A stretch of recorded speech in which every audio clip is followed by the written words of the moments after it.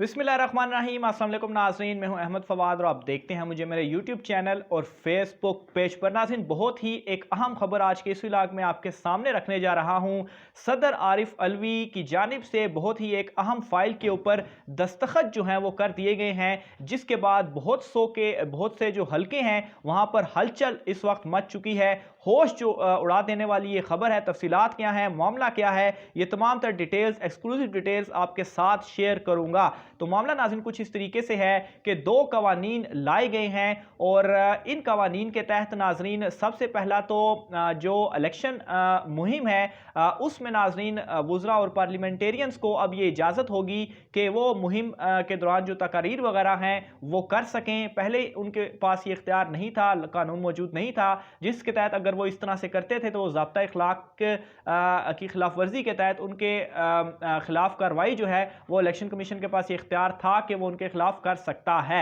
लेकिन नाज़रीन अब ये जो इख्तियार है वो नहीं रहेगा और उनको मुहिम के दौरान तकरीरें करने और की जो इजाज़त है वो होगी। लेकिन नाज़रीन दूसरा जो मामला है वो बहुत ज़्यादा अहम है, क्योंकि दूसरे मामले के तहत जो है वो फेक न्यूज़ के ऊपर बहुत एक अहम जो तरमीम है वो लाई गई है। और ये जो तरमीम है नाज़रीन वो इलेक्ट्रॉनिक क्राइम एक्ट 2016 के अंदर जो है वो लाई गई है। अब इस तरमीम के आने के बाद सोशल मीडिया के ऊपर ख़ास तौर पर बहुत ज़्यादा बहस है कि शायद पाबंदियां हुकूमत की जानिब से लगाई गई हैं। तो नाज़रीन सबसे पहले तो मैं इसकी आपको डिटेल बताता हूं कि ये एक्ट है क्या, क्या पाबंदियां हैं, क्या इसके अंदर तरमीम की गई है, इसके तहत कौन सी न्यूज़ दे सकते हैं, फेक न्यूज़ कैसे दे सकते हैं। तो ये तमाम तर चीज़ें मैं आपके सामने रखता हूं, जिसके बाद आप खुद ये जज कर पाएंगे कि जो तरमीम है वो क्या है और इस वक्त जो बातें हैं वो क्या चल रही हैं।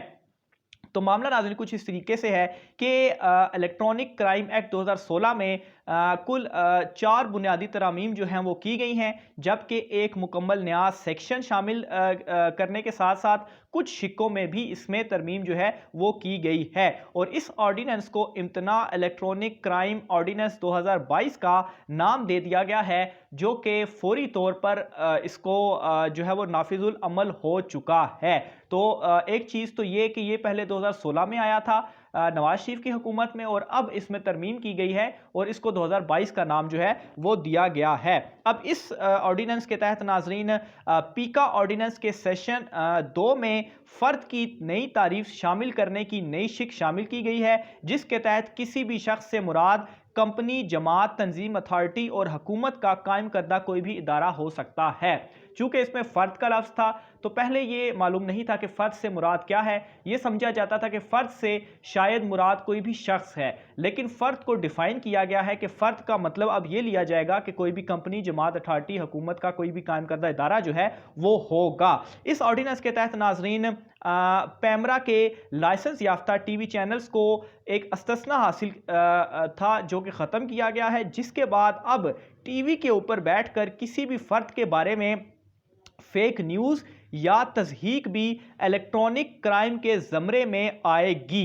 अब नाज़रीन यहाँ पर फिर से फ़र्द की मैं आपको बता दूं, यहाँ पर फ़र्द का लफ्ज़ जो इस्तेमाल किया गया उससे मुराद आप फ़र्द भी लेंगे, शख्स भी लेंगे, कंपनी, जमात, तंजीम, अथॉरिटी या हुकूमत का कायम करदा कोई भी इदारा। उसके हवाले से अगर कोई फेक न्यूज़ फैलाई जाती है, उसकी तज़हीक की जाती है, तो वो इस एक्ट के ज़मरे में आएगा और उसको सज़ा होगी। अब यहाँ पर एक मिनट में आपको रोक कर 2 मिसालें जो है वो दूंगा। अब गुज़श्ता दिनों आपको भी ये चीज़ मालूम होगी कि इमरान खान साहब की जो अहलियाँ हैं बुशरा बीबी, उनके हवाले से, खातून अव्वल के हवाले से ये फेक न्यूज़ फैलाई गई कि उनकी शायद तलाक हो गई है और वो इमरान खान साहब को छोड़कर, बन्नी गाला को छोड़कर लाहौर चली गई हैं। जब ये खबर फैली फिर उसके बाद इसकी क्लैरिफिकेशन सामने आई कि ये फेक न्यूज़ है और ऐसा कुछ भी नहीं है।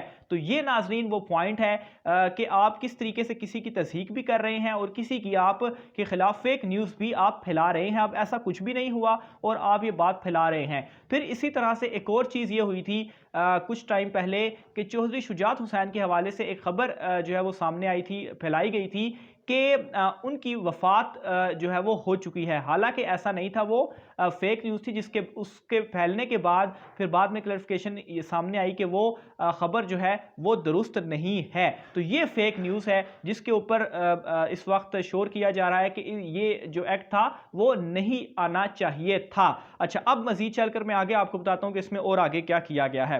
اسی طرح سے ناظرین، فیک نیوز دینے والے کو 3 کی بجائے 5 سال سزا ہوگی، یعنی کہ اگر کوئی اس طرح سے فیک نیوز دیتا ہے، پروف ہوتا ہے کہ وہ فیک نیوز ہے، تو 5 سال اس کو سزا دی جائے گی، جبکہ ایسی کسی خبر کے خلاف اتھارٹی کو درخواست دینے کے لیے متاثرہ شخص کے بجائے کسی بھی فرد کو یہ اختیار دے دیا گیا ہے کہ وہ مقدمہ درج کرا سکے گا۔ اس کے علاوہ ناظرین، یہ جو نیا آرڈیننس صدر مملکت صاحب کی جانب سے جاری کیا گیا ہے، اس کے تحت یہ جو جرم ہوگا وہ ناقابل ضمانت ہوگا۔ اس کے علاوہ ناظرین، ایک اور جو اہم چیز اس میں رکھی گئی ہے کہ جو مقدمہ ہوگا اس کا فیصلہ جلد از جلد کرنا ہوگا، اور اس کی جو ایک مدت طے کی گئی ہے وہ 6 ماہ کی طے کی گئی ہے، اور نہ صرف اتنا بلکہ ٹرائل کورٹ ہر ماہ کیس کی جو پیش رفت ہوگی اس کے بارے میں رپورٹ ہائی کورٹ میں جمع جو ہے وہ کرائے گا، اور اگر کیس میں تاخیر جو اگر ہوتی ہے تو اس کی وجوہات اور رکاوٹوں کے بارے میں بھی آگاہ جو ہے وہ کرے گا۔ اس کے علاوہ ٹرائل کورٹ یہ رپورٹ اسلام آباد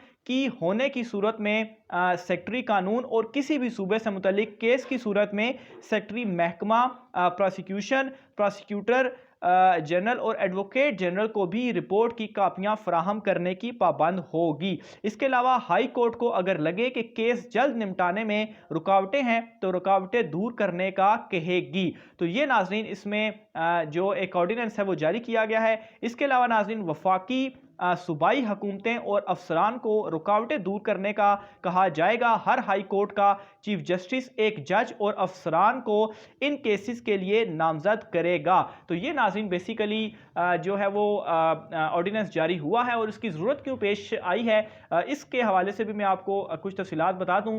ہوتا اس طرح سے تھا، اکثر لوگ اس طرح سے کرتے تھے کہ ذرائع کا نام لگا کر کچھ چیزیں اس طرح کی جو سامنے بھی آئیں کہ ذرائع کا نام لگا کر کوئی بھی جو خبر ہے اس کو جھاڑ دیا کرتے تھے کہ سورسز نے ہمیں یہ کلیم کیا ہے، سورسز نے بتایا کہ یہ خبر ہے، لیکن وہ خبر جو تھی وہ بعد میں غلط ثابت ہوتی تھی۔ تو یہ بھی ناظرین ایک قسم کی فیک نیوز ہے کہ آپ ذرائع کا نام لے کر کوئی بھی خبر جو ہے وہ دے دیتے ہیں۔ تو اب ناظرین یہ جو آرڈیننس ہے وہ آ چکا ہے، تو اب اگر کوئی فیک نیوز دیتا ہے تو اس کے خلاف کارروائی کی جا سکتی ہے۔